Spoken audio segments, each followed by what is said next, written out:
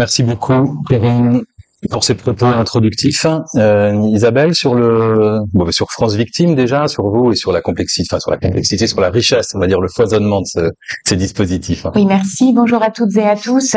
Je tiens à remercier au préalable la Fondation Alter et le professeur Askenazi tout particulièrement pour m'avoir invité à participer à cette journée en l'honneur de Françoise Rudetsky.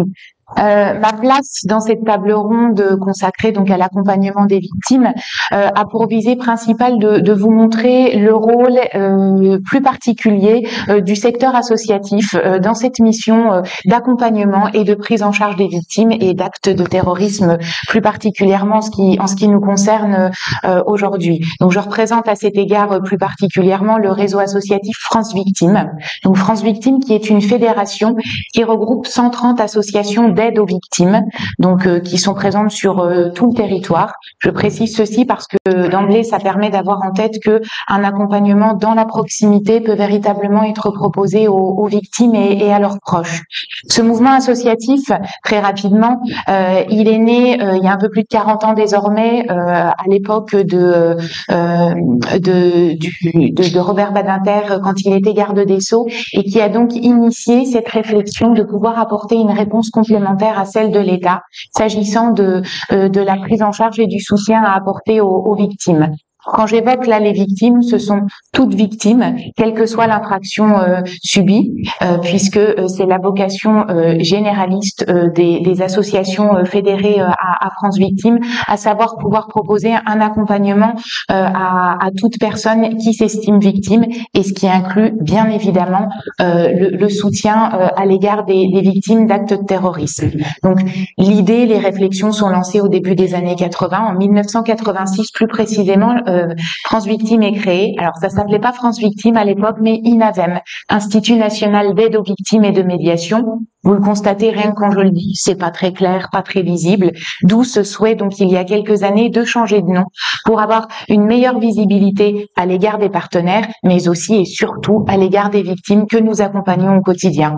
L'INAVEM donc est créé en 1986 et ce n'est pas sans incidence par rapport au sujet qui nous réunit aujourd'hui, puisque c'est cette même année aussi que l'association SOS Attentat s'est créée en 1986 et que dès les prémices finalement, donc on va pouvoir envisager des actions communes, un travail en complémentarité, puisque les associations INAVEM à l'époque donc sont des associations d'aide composées de professionnels, juristes, psychologues, travailleurs sociaux qui ont vocation à pouvoir proposer un accompagnement pluridisciplinaire à l'égard des victimes, mais qui ne sont pas elles-mêmes directement concernées par l'acte de terrorisme, ce qui crée évidemment toute la richesse du travail, du maillage qui peut se mettre en place à l'époque donc avec SOS Attentat et avec les autres associations de victimes qui malheureusement se sont créées au fil des différents attentats qui se sont produits.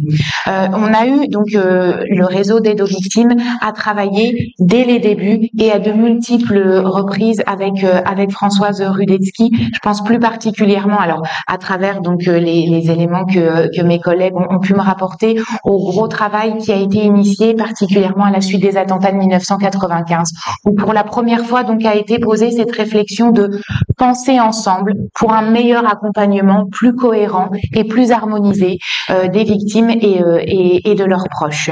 Un dernier mot me concernant plus particulièrement et qui explique aussi mes liens plus particuliers avec Françoise. Depuis 2014, j'occupe aussi une place au sein du conseil d'administration du fonds de garantie, donc qui vous a été présenté tout à l'heure avec son directeur Julien Rensky. Donc je siège au sein de ce CA.